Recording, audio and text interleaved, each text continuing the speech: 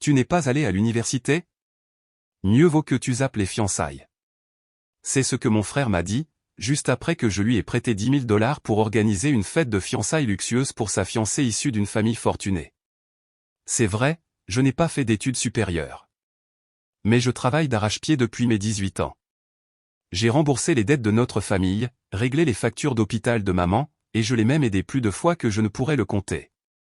Et maintenant, je ne suis pas assez bien pour assister à la fête? Qu'est-ce que vous pensez que j'ai fait ensuite? Écoutez mon histoire et dites-moi, avais-je tort de décider de tout gâcher? Bonjour, je suis Luc.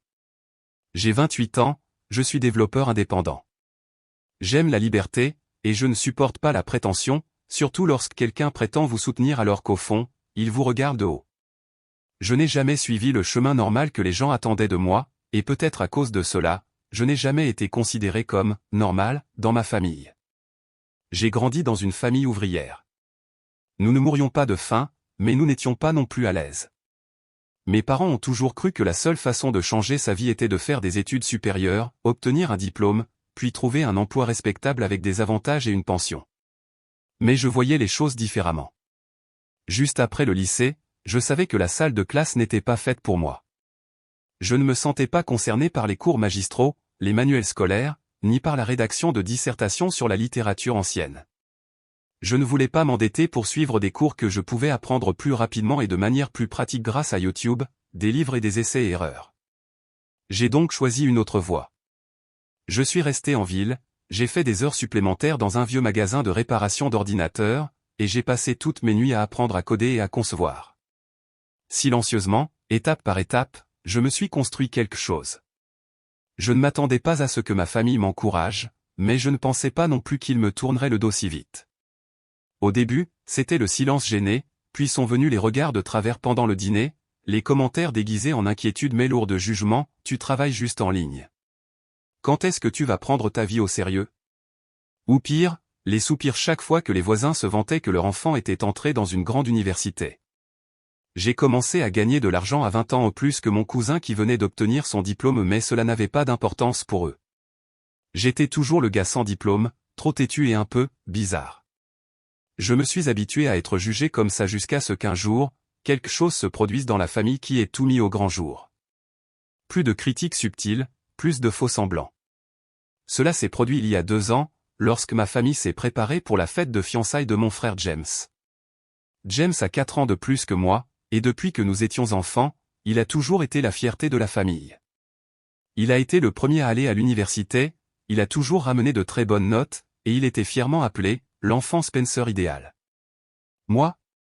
J'étais le jeune frère qui avait abandonné l'université pour se lancer dans le travail indépendant, et j'étais généralement considéré comme l'ovni ou pire, celui qui n'avait pas de direction. Je me souviens de ce jour-là très clairement. C'était un samedi soir, environ un mois avant les fiançailles de James. Après une longue semaine de travail stressante, je profitais enfin d'un week-end tranquille à la maison avec ma petite amie. Cette maison, je ne l'ai pas héritée, elle est le fruit de plus de 5 ans de travail acharné en tant que développeur indépendant. Avant cela, j'habitais dans une location délabrée qui me coûtait 300 $ par mois aux murs qui se décollaient, plancher qui craquait, froid glacial en hiver mais j'ai persévéré parce que je savais que je construisais quelque chose de mieux. Juste au moment où je versais 2 verres de vin et que j'allais m'installer sur le canapé, la sonnette a retenti. J'ai été un peu surpris, il était déjà 20 h, et je ne m'attendais à personne. J'ai regardé par la porte, et ce que j'ai vu m'a pris au dépourvu, James et mes parents, David et Patricia, se tenaient dehors.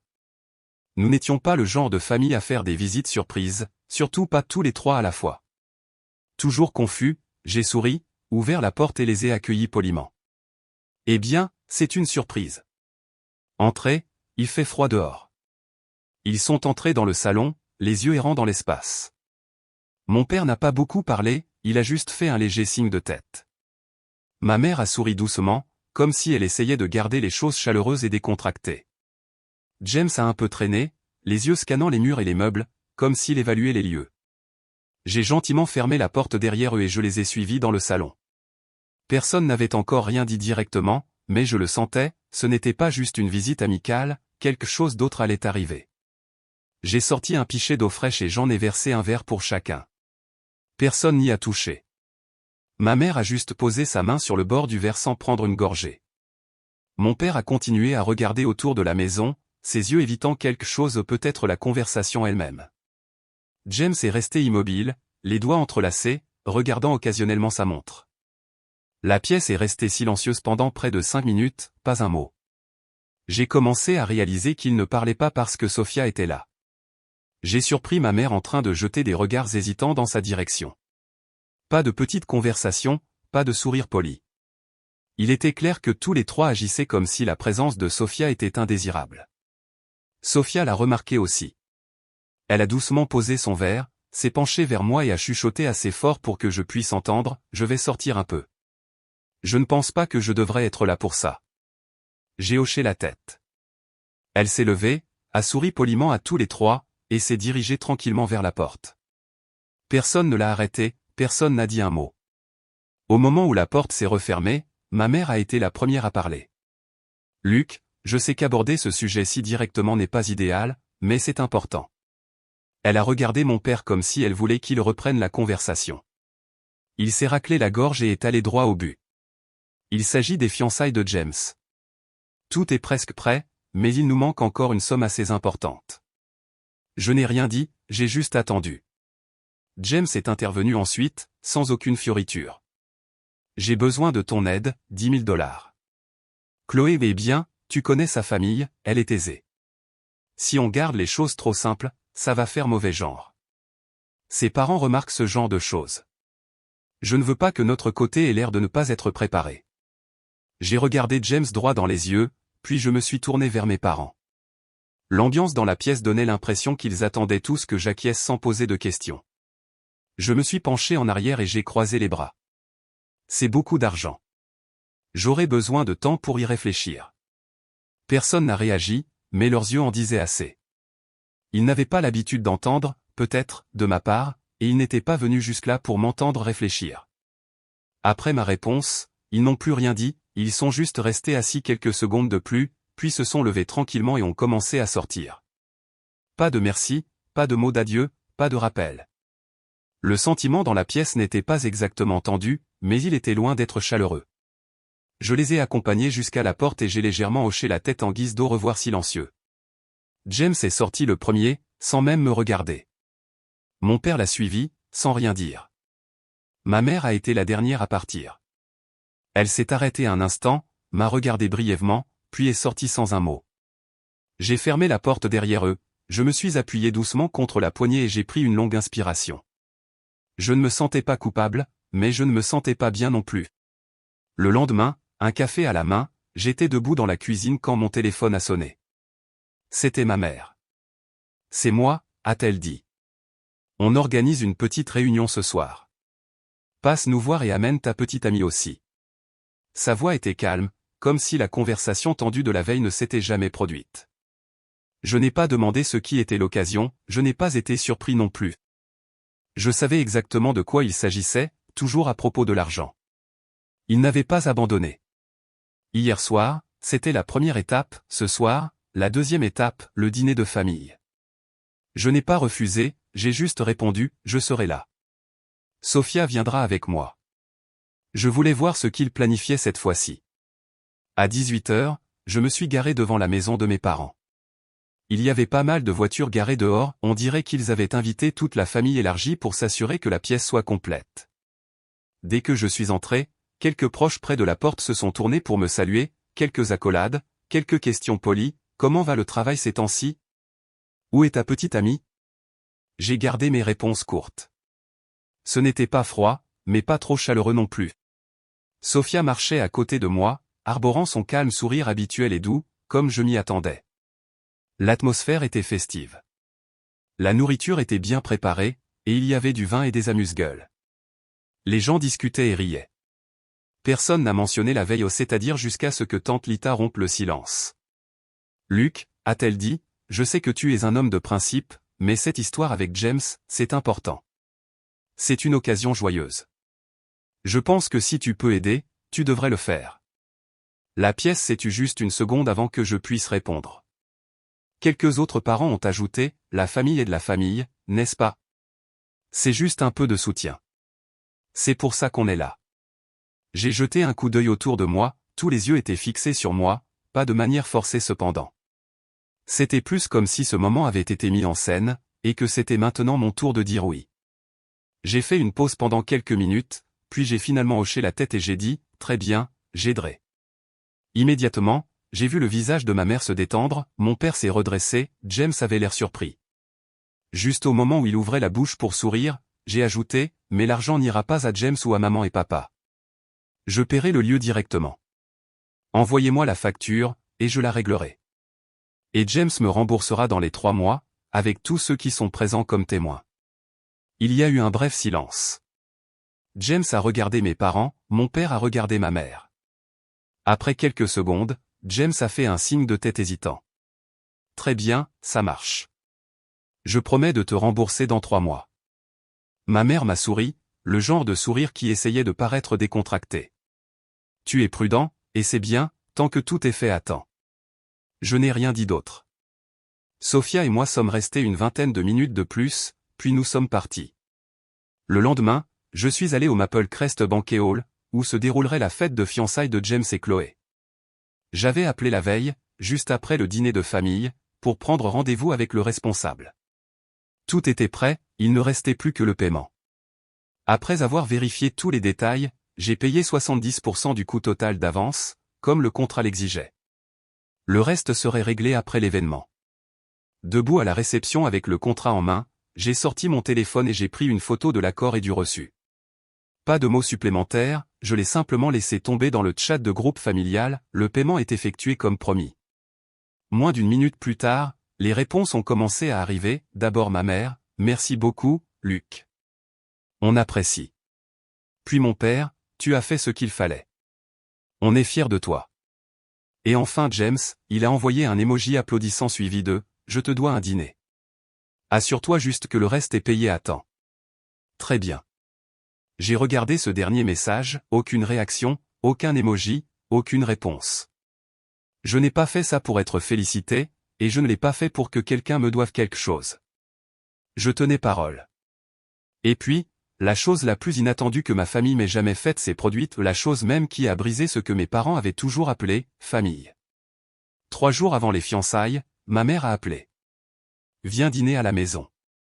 On a besoin de te parler. » Je n'ai pas posé de questions, je savais déjà que ce n'était pas juste un dîner. Ce soir-là, je suis arrivé à l'heure. Même vieille table à manger, les mêmes plats habituels. Sophia ne m'a pas accompagné cette fois-ci, je suis venu seul. Quelque chose m'a dit que je ne devais pas la mener. Nous avons fait quelques petites conversations en mangeant, mais avant même que le dessert n'arrive sur la table, James a posé sa fourchette, m'a regardé droit dans les yeux et a dit « Tu n'es pas allé à l'université ? Mieux vaut que tu zappes les fiançailles. » Je l'ai regardé, sans croire ce que je venais d'entendre. « Qu'est-ce que tu dis ? » Il n'a pas retiré ses propos. « Je veux dire, compte tenu de tes antécédents, il vaut probablement mieux que tu ne viennes pas. La famille de Chloé attache beaucoup d'importance aux apparences. Tu n'es pas allé à l'université, pas de diplôme, c'est juste gênant. » J'ai laissé échapper un rire sec.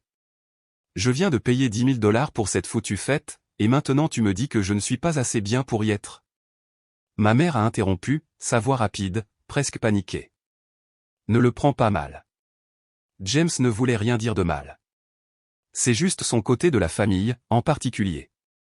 Il s'agit aussi de l'image de notre famille. Puis mon père a ajouté, pense au contexte général. C'est le grand jour de James. Ne complique pas les choses. Je suis resté assis là, tenant mon verre d'eau, sans boire. Puis j'ai demandé, lentement et précisément, je devrais penser à la famille. Quelqu'un a-t-il déjà pensé à moi? Personne n'a répondu. J'ai posé le verre, j'ai regardé autour de moi chaque personne dans cette pièce. Je n'allais pas les laisser s'asseoir là et me rabaisser, alors j'ai dit, c'est moi qui n'ai pas de diplôme. Mais ce même gars sans diplôme a payé les factures d'hôpital de maman, réparé le foutu toit pour papa, et a tiré James de dette de carte de crédit 2 fois. C'est moi qui viens de payer pour cette fête parce qu'aucun de vous ne le pouvait, et maintenant vous me dites que je suis une honte? Personne n'a dit un mot, personne n'a même pu me regarder dans les yeux. Le silence dans cette pièce n'était pas tendu, il était vide. Et à ce moment-là, j'ai su qu'il n'y avait plus rien à dire aux personnes qui étaient devant moi. Je ne suis pas du genre à aimer me disputer, je n'ose pas la voix, je ne claque pas des tables, je ne joue pas au jeu du « qui a raison, qui a tort ». Après avoir dit ce que j'avais besoin de dire, je me suis levé. Ma mère m'a regardé, sa voix aiguë mais basse. « Où vas-tu » Je me suis retourné, aussi calme que jamais. Retourner chez moi. Rester plus longtemps ici, eh bien, si quelqu'un de la famille de la mariée passe par là, je ne voudrais pas vous faire honte. Personne n'a essayé de m'arrêter. J'ai sorti ma voiture, fermé la porte, démarré le moteur et je suis rentré à la maison. La nuit était sombre dehors, mais dans mon esprit, tout était limpide. Cette nuit-là, je n'ai pas pu dormir pas à cause de ce que James a dit, mais à cause de mes parents, à cause de la façon dont ils étaient restés assis silencieusement à me voir être exclus d'une fête que j'avais payée. La douleur n'était pas dans les mots, elle était dans le fait qu'ils ne m'avaient jamais soutenu, pas depuis le jour où j'ai fait un choix dont ils étaient en désaccord. Je me souviens encore de ce jour-là très vivement, ici même dans cette même cuisine. J'avais 18 ans. Je leur ai dit doucement mais fermement, je ne vais pas à l'université. On ne peut pas se le permettre. Je vais apprendre par moi-même. Je vais travailler. Mon père buvait du café, il a claqué la tasse et m'a regardé avec colère. Quoi ? Pas d'université ? Tu as perdu la tête ? Ma mère a interrompu juste après, sa voix plus douce mais pas plus gentille. Tu devrais prendre un prêt. Il y a des aides financières. Tu pourras rembourser plus tard. Avant que je puisse dire un mot, James, assis sur les marches, a ajouté, pas de diplôme, alors tu n'es que de la camelote. Je suis resté silencieux, mais le coup final est venu de la personne à laquelle je m'y attendais le moins. Mon père m'a regardé droit dans les yeux, sans crier, juste calmement, comme si son esprit était déjà fait. Si tu ne vas pas à l'université, alors ne reste pas dans cette maison. On n'expliquera pas aux voisins, aux proches ou aux amis pourquoi notre fils travaille au lieu d'aller à l'école. Une phrase, c'est tout ce qu'il a fallu, et j'ai compris. Je me suis levé tôt le lendemain et j'ai rangé mes affaires dans un vieux sac de sport, pas grand-chose, juste quelques vêtements de rechange, mon ordinateur portable et $2000 que j'avais économisés grâce à un travail à temps partiel dans le magasin de réparation d'ordinateurs. Je n'ai rien dit à personne, j'ai juste laissé un mot sur la table de la cuisine, je vais m'occuper de moi. Et je suis sorti de cette maison. À partir de ce moment-là, je ne faisais plus partie de cette famille ou du moins pas à leurs yeux. Je suis sorti de la maison où j'avais vécu pendant 18 ans, ne portant que ce que j'avais, quelques vêtements de rechange, mon vieux portable, et une promesse à moi-même, tout faire par moi-même, apprendre par moi-même, survivre par moi-même. Pendant les 2 années suivantes, mes parents n'ont pas appelé, James non plus. Pas de message, pas de nouvelles. C'était comme si je n'avais jamais existé dans cette maison jusqu'à ce qu'un jour ma mère soit hospitalisée, et j'ai reçu un appel de James. Sa voix était tremblante au téléphone. L'assurance ne couvre qu'une partie des frais. On ne peut pas rassembler le reste. Je n'ai pas posé de questions, je n'ai pas grondé ou hésité. J'ai juste dit une chose, quel hôpital ? J'y suis arrivé en moins d'1 heure. Je suis allé au bureau de facturation et j'ai réglé le solde restant au plus de $3000 sans hésitation, sans condition. Après ça, mes parents ont recommencé à me parler, mais ce n'était plus la même chose. Il y avait toujours une distance, une ligne entre nous que je ne pouvais pas franchir, et je savais exactement ce qu'était cette ligne, le diplôme universitaire qu'ils voulaient toujours que j'aie. Je ne leur en voulais pas, j'ai juste continué à faire ce que je croyais être juste. Je les ai aidés beaucoup de fois après ça, lorsque le toit a commencé à fuir, j'ai dépensé $2000 pour le refaire, lorsque James a accumulé des dettes de carte de crédit, j'ai couvert $5000, sans poser de questions, lorsque maman a été hospitalisée à nouveau il y a 3 ans, c'était encore $5000, et toutes les choses plus mineures, médicaments, réparation de voitures, factures de services non payées, je les ai également couvertes, sans suivi, sans rappel. J'aidais, puis je me tais. Et lorsque j'ai finalement acheté ma première maison il y a 2 ans, j'ai pensé que peut-être, juste peut-être, cette fois-ci, il serait fier. Justin, bravo, fils, c'est tout ce que je voulais. Je les ai invités ce week-end-là. La maison n'était pas grande, mais elle était propre et confortable, espace dans la cour arrière, parking privé. J'avais refait les planchers, repeint tous les murs, choisi chaque meuble. Cette maison a été construite grâce à des nuits blanches, à des efforts discrets et à chaque dollar que j'ai gagné en travaillant à mon compte. Ils sont entrés et ont jeté un coup d'œil autour, ils n'ont pas beaucoup parlé. Mon père a jeté un coup d'œil autour et a fait un léger signe de tête. C'est correct. C'est tout. Pas de « on est fier de toi », pas de « tu t'es bien débrouillé », pas de « on est heureux pour toi ». À leurs yeux, j'étais toujours l'enfant qui n'avait jamais obtenu de diplôme universitaire, et à cause de cela, tout ce que j'avais fait était juste correct, jamais assez. Dans le présent, je savais une chose avec certitude, je n'avais pas besoin d'attendre quoi que ce soit d'autre de leur part, ni d'excuses, ni d'explications. À ce moment-là, j'ai sorti mon téléphone et j'ai appelé Sophia. Après 2 sonneries, elle a décroché. Je ne m'y suis pas habitué progressivement. Je l'ai dit directement, allons quelque part. Faisons un voyage.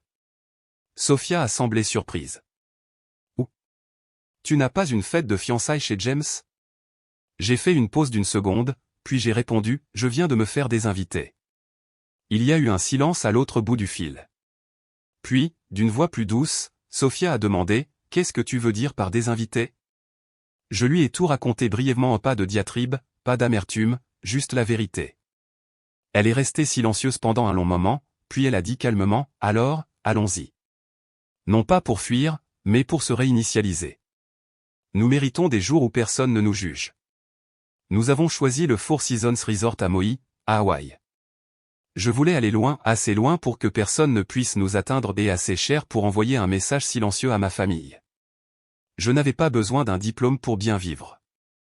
3 jours plus tard, le jour même de la fête de fiançailles de James, Sophia et moi avons embarqué sur notre vol. Pas de texto, pas d'avertissement, juste parti. 3 jours plus tard, le jour de la fête de fiançailles de James, notre vol s'est terminé à 11 heures. J'ai désactivé le mode avion de mon téléphone lorsque nous sommes sortis de l'avion. Je savais déjà qu'il y aurait des messages, des appels manqués ou ce genre de silence de ma part auquel il n'était pas habitué. Et bien sûr, plus de 100 appels manqués ou tous de la famille, maman, James, papa, tante Linda, même quelques numéros inconnus que je pouvais facilement deviner être des parents. Les textos ont afflué avant même que je puisse parcourir les appels manqués. Où es-tu, Luc? Maman. Ce n'est pas drôle, Luc. Où diable es-tu? James. Luc, la salle de réception vient de dire que tu as annulé l'événement de James. Que se passe-t-il? Tante Linda. Puis est venue une vidéo au long de près de 5 minutes envoyée par le responsable de la salle de réception. Je me suis assis sur l'un des bancs près de la porte des arrivées et j'ai tendu le téléphone à Sophia. Regarde-la avec moi.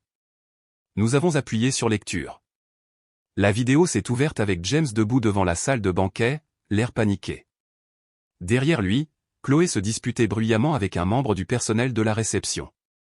Quelques parents étaient rassemblés autour, le visage confus et tendu. Personne ne semblait savoir ce qui se passait. Puis le chaos sonore a commencé. James a crié, « Cela ne peut pas arriver. Nous avons réservé cet endroit. Revérifiez le contrat. » La réceptionniste a secoué la tête et a indiqué le responsable, qui a présenté le contrat mis à jour, qui avait été révisé et resigné. Quelques secondes plus tard, Chloé a sorti son téléphone, a appelé quelqu'un, puis s'est retournée vers James.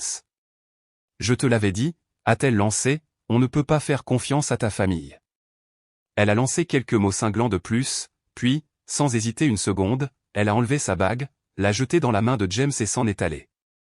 L'écran est devenu noir. Sophia a regardé le téléphone pendant un long moment, puis elle s'est tournée vers moi, sa voix calme et lente. « Quand as-tu planifié tout cela? » « Il y a 3 jours, ai-je dit avec un petit sourire.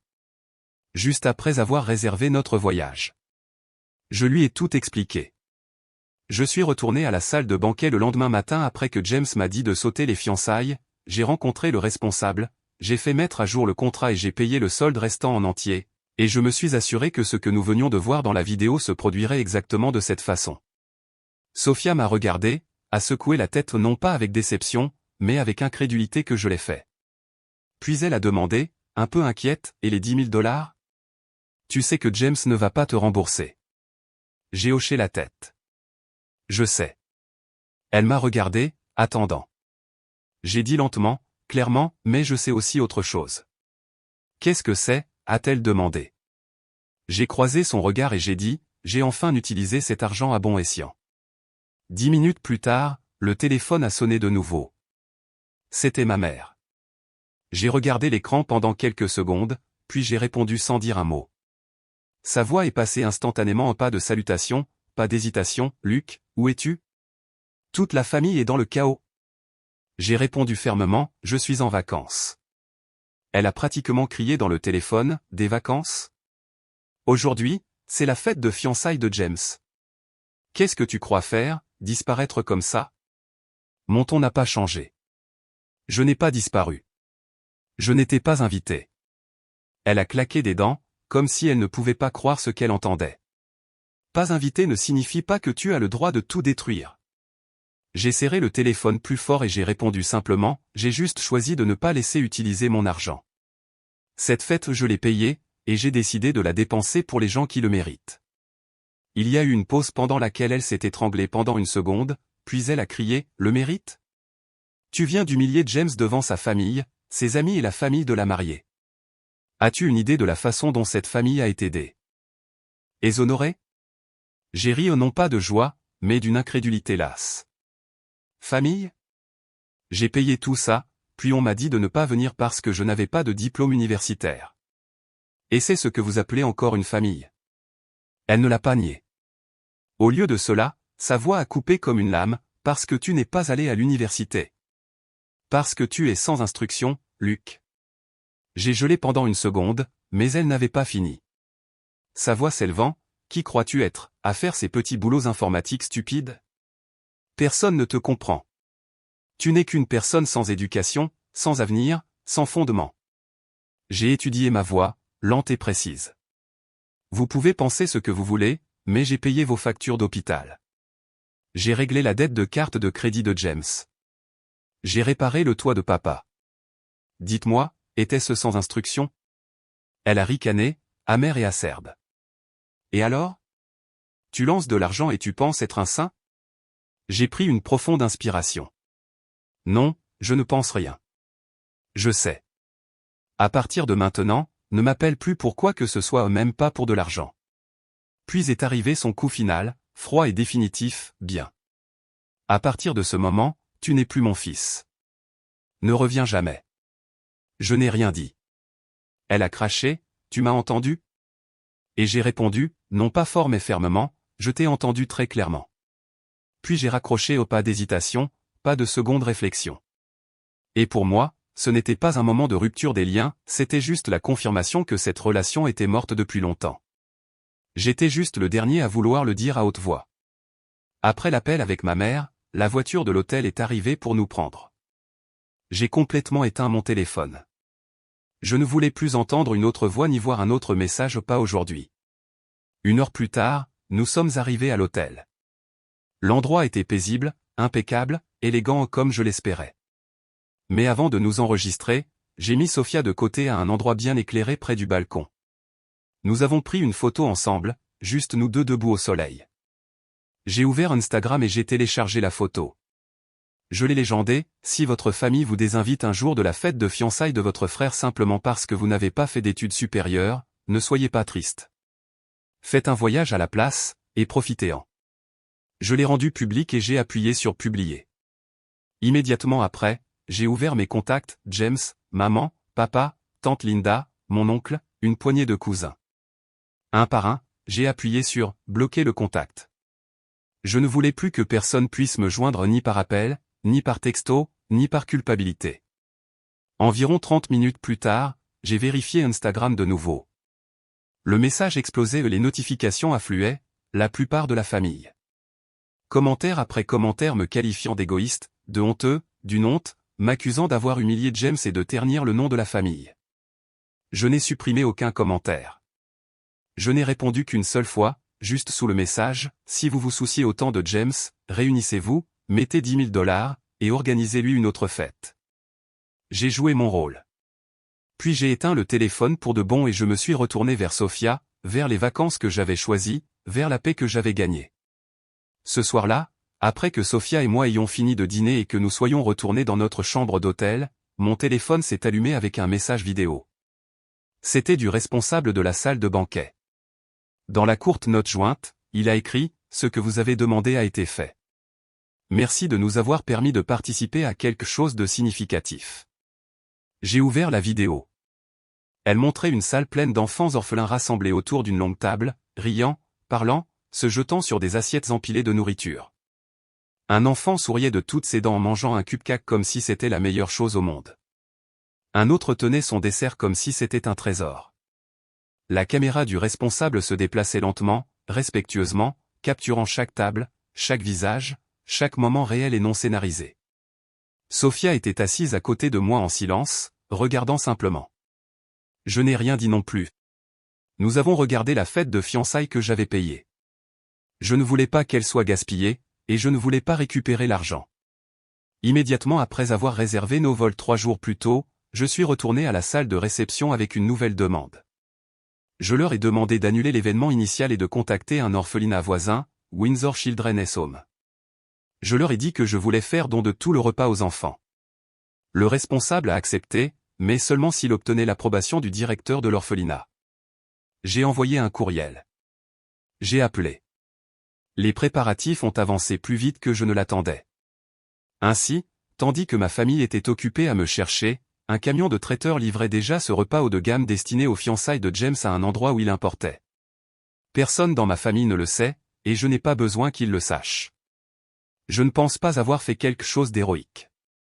Je ne crois pas qu'un dîner puisse sauver qui que ce soit, mais je sais ceci, rien n'a été gaspillé pas l'argent, c'est-à-dire, pas l'intention, et cette fois, pas mon silence non plus.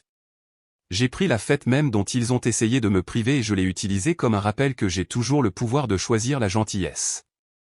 Ce n'est tout simplement pas une obligation de l'offrir à tout le monde.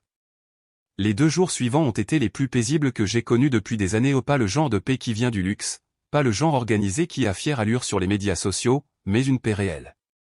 C'est là que personne ne vous qualifie de sans instruction, ne vous compare, ni ne mesure votre valeur.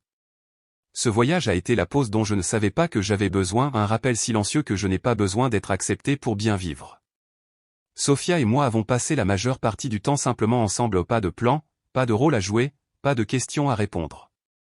Nous avons dormi tard, pris des petits déjeuners tardifs, nous sommes assis sur le balcon pendant des heures à regarder simplement l'océan. Elle s'appuyait sur mon épaule, silencieuse, moi aussi.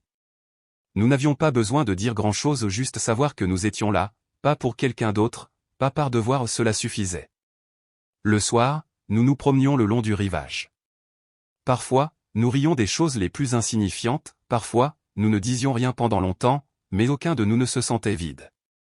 Le deuxième soir, pendant le dîner, Sophia m'a regardé d'une manière qui semblait différente de celle d'avant et doucement, elle a dit, « Tu sembles plus léger. » J'ai souri. Je ne l'ai pas nié, parce qu'elle avait raison. Je ne portais plus le poids d'essayer d'être le bon fils. Je ne me mordais plus la langue pour que quelqu'un d'autre puisse se sentir à l'aise. Je ne payais plus le prix pour garder une place dans une famille qui ne m'a jamais vraiment apprécié.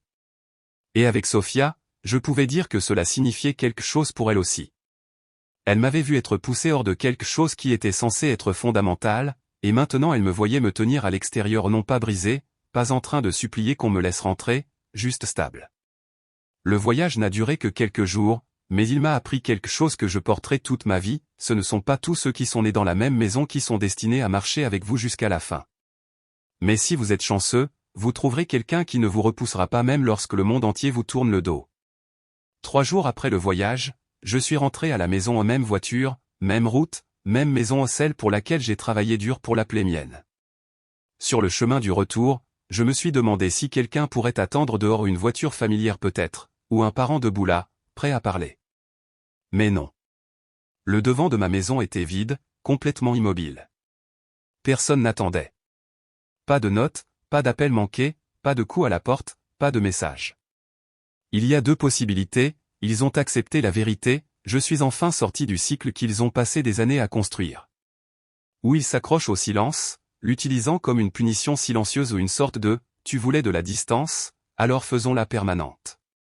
De toute façon, je m'en fichais, parce qu'honnêtement, je me suis habitué à vivre sans eux. J'ai su ce que c'est que de traverser des choses seul aux factures d'hôpital, pression, pas de parents, pas de frères, pas de mots d'encouragement. Donc, le silence d'aujourd'hui, ce n'est pas une perte, c'est une bénédiction. Le silence peut être cruel, mais dans ce cas, c'était une sorte de liberté. Parce que pour la première fois depuis longtemps, je suis revenu exactement là où j'appartiens, à un espace où personne ne me contrôle, personne ne me rabaisse, personne ne me demande de devenir quelqu'un d'autre juste pour être appelé « fils ». Et maintenant, après 2 ans de vie sans eux, ma vie va toujours bien. J'ai mon travail, ma propre maison, Sophia est à mes côtés. Plus important encore, j'ai cessé d'essayer d'être accepté. Et non, je ne regrette rien de ce que j'ai fait, même pas ce qui s'est passé avec James. J'ai ruiné la fête de fiançailles de mon frère, mais pas par vengeance.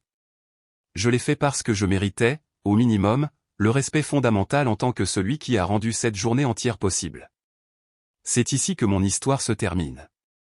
Mais avant de la conclure complètement, je veux vous demander quelque chose, pensez-vous que j'ai été trop loin, ou ai-je enfin cessé de supporter ce que je n'aurais jamais dû supporter en premier lieu?